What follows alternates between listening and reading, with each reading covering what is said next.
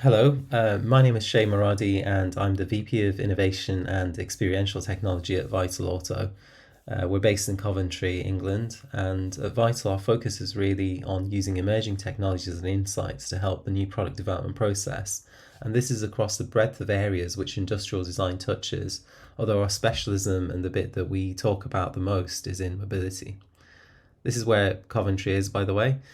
Um, Seeing how I'm presenting this to a global and Chinese audience, one of the first clients that we actually started working with was NEO.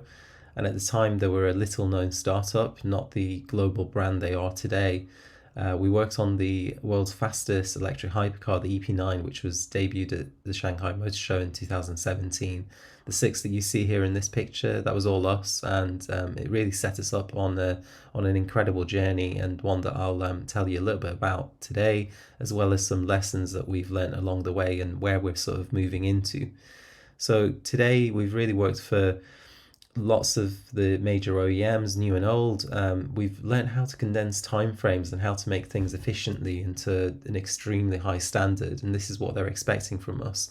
We've also expanded from prototyping physical objects to experiences and digital products, and this is a key sort of aspect of the work that we do today.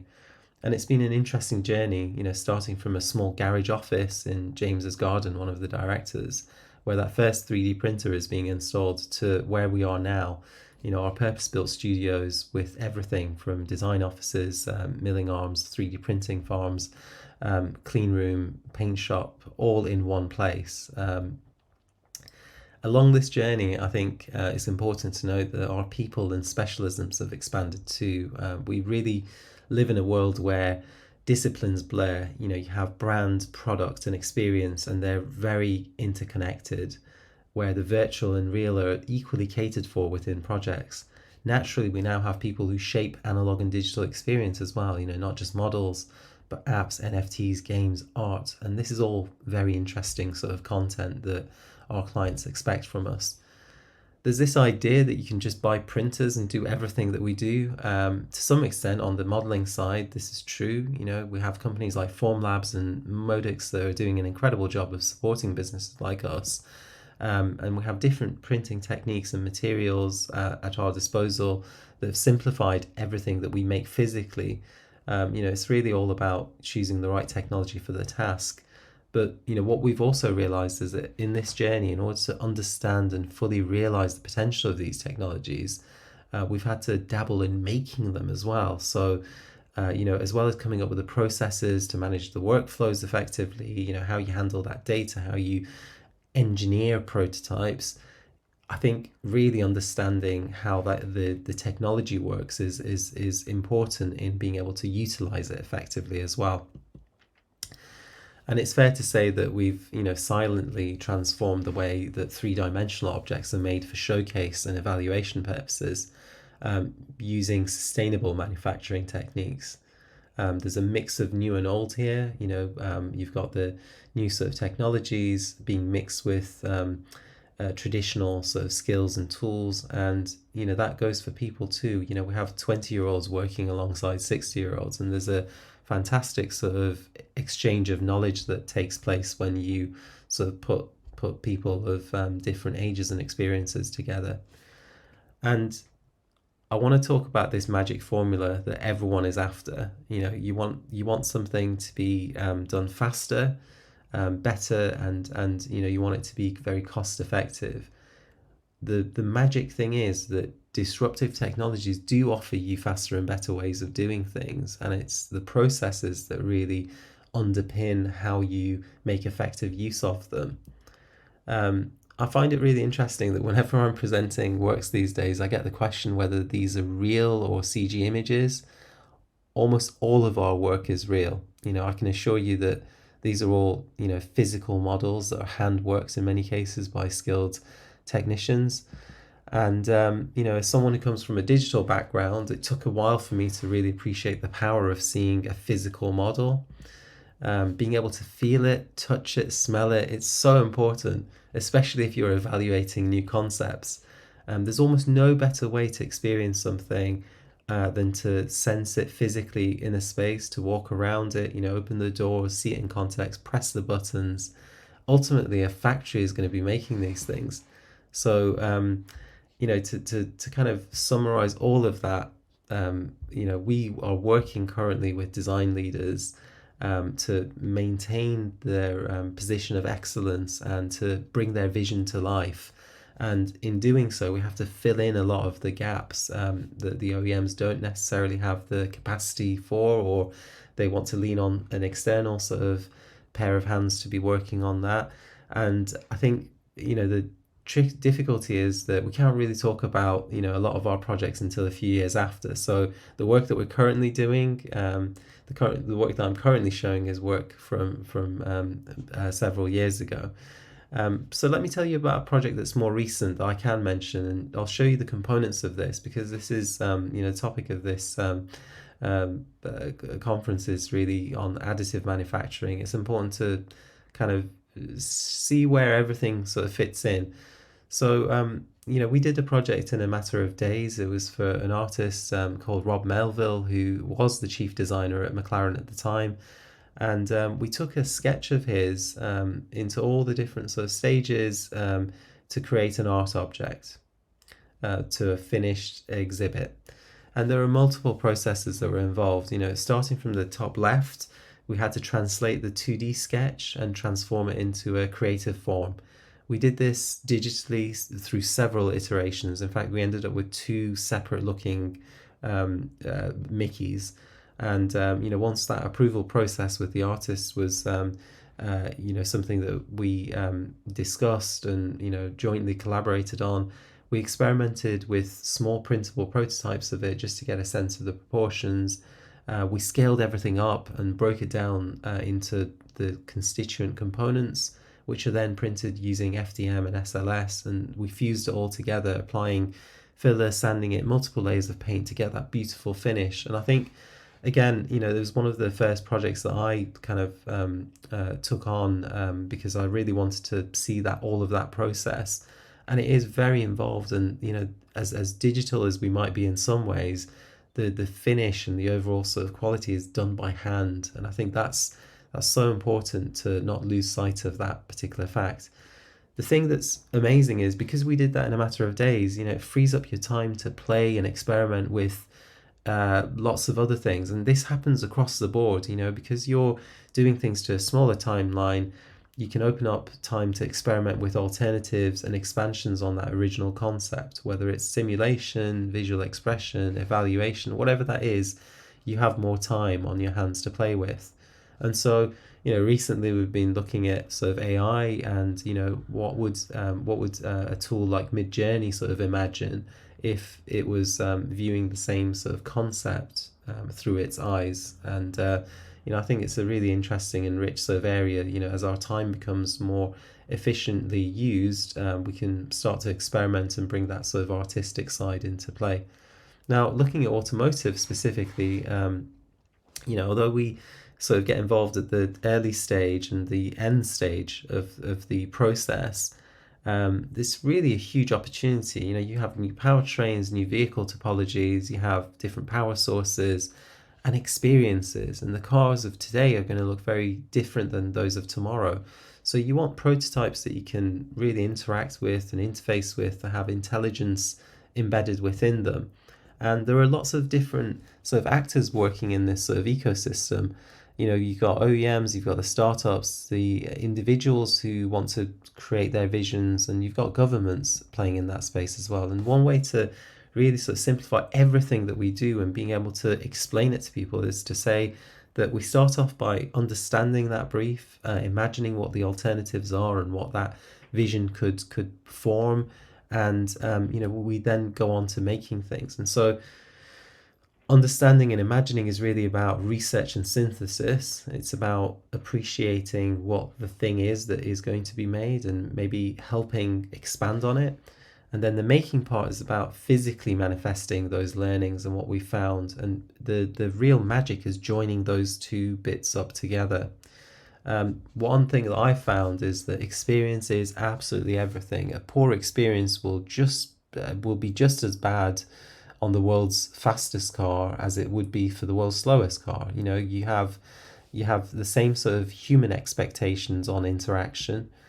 And in order to understand user experience in a sustainable fashion, we use VR bucks, and this is very normal in the industry now.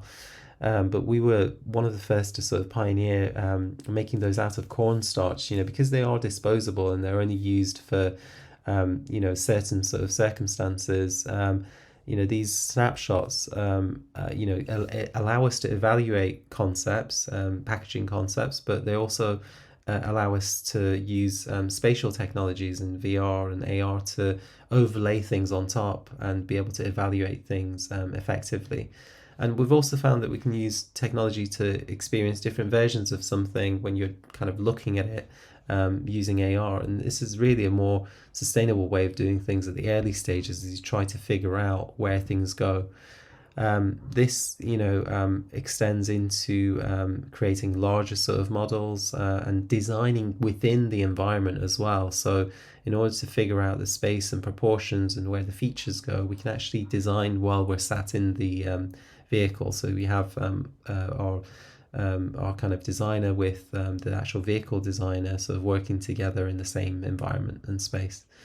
And data capture is really important. These tools allow us to capture how something is being used. And this was a clinic that we did looking at rider stands for a variety of different motorcycles. And it was just as easy as bringing the motorcycles in, getting different people to ride them. But the key thing was how we captured that data.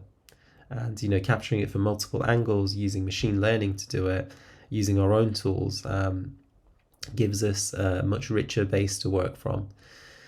The other thing I've picked up on is that the eyes and hands pick up the tiniest detail in the forces. So details really matter whether you're making digital things or whether you're making physical objects.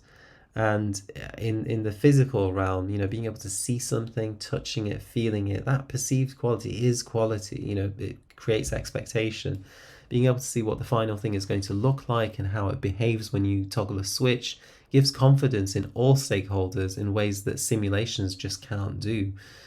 Even when you're making things at smaller scale, I think those details become even more important. They really stick out if there's something wrong about them. And so you can go really crazy and start making things that aren't even seen potentially. It brings me on to my other topic that, as a business that is making things and manufacturing these sort of visions, when the simulation is so high fidelity, you may as well explore making the production version as well. And this is exactly what we've done. We do a lot of lighting programs, and these have working animation sequences within them. They're bespoke in every way, and they're functional as well. And one example is the Pininfarina Battista, the E-Heart, which sits at the back of this hypercar, a bit like Iron Man's heart. It's the beating heart of the vehicle. It's all manufactured in low volume and assembled in our clean room because at that low volume is something that we can actually support. And again, an area that unfortunately I can't show you much of the work, which has been a huge expansion on the work that we do, is HMI. We spend a lot of time designing, evaluating, and discussing the language, the effectiveness of how different interfaces affect user interactions. And research and design reviews with clients and end consumers and finding better ways of doing this actually plays a large role in making sure we're making the things in as user-centered way as possible, and making things that are effective for, say, a service provider to find ways of better performing the functions that are asked from them. So if you're a delivery driver, how can the HMI help you deliver more efficiently as well? And we, again, going back to this sort of idea that VR and sort of spatial design is actually helping us in multiple areas, not just the design of physicality, but in evaluating things, being able to discuss them in the same space, is really a shift in how design is taking place. And on that topic, I think, as part of our unique stack of talents, one of the things that we do for learning is to make small-scale experiments and exhibit them publicly. I think there's something really special when you put something out to exhibition You have to make it robust enough, and there's a lot of learning in that. The last time we did this was for the Transport Museum. We were involved in an innovation showcase where we used machine learning to figure out how the relationship between autonomous and semi-autonomous vehicles and their interactions with pedestrians can be studied. If there is no driver, how do you get the attention of the car? So we use machine learning to detect the person in front and pick up their body language and their pose. So if they wave, the car would wave back using its lighting sequence. And this was really interesting. Something like 50,000 gameplays later, we call it gameplays. Those sort of interactions have given us a lot of learning about how people interact with this object that provides no instruction to them. And what's really interesting is that by dabbling in machine learning, we started to think about ways that we could do other things better as well. So we've taken those lessons that we learned there and we've created our own ergonomic assessment tool. It's different than the thing that you've just seen, but effectively it allows us to use those technologies in a different context, and a context that actually helps us validate concepts quicker as well. And my last topic is really about the value of documentation and all that time that we spoke about earlier about freeing things up to make content. In this journey of making things, it's important to bear in mind that the process of how you make things is just as interesting to some customers as the final finished object. This was a design sprint when we were using generative art techniques to create artwork from a classic Mustang, and being able to use code to generate variations of things is obviously something that's of great interest, things that can't be done by hand. And as is comparing the lines of the old and new together, and being able to visualize things in an artistic manner sometimes brings certain things to light as well, which is really interesting and something that we're working on. And the next big thing for us is seeing how we can move into virtual production, even more sustainable ways of making things, where instead of transporting these heavy properties across the world, how can we make the property in one place and virtually transport it anywhere? And I think that's where we're sort of moving into, the hybrid production of physical properties that sit in virtual spaces, and I think that's a altogether more sustainable way of sort of doing things, and it brings all the experiences and all the opportunities in front of the lens, and it allows you to evaluate things very richly as well. So thank you very much. Looking forward to taking any sort of queries and questions that you might sort of have. And here are our contact details. You can follow us on Twitter, Instagram, and please feel free to reach out to me on LinkedIn as well if you're interested in any of the topics that I've spoken about today. Thank you.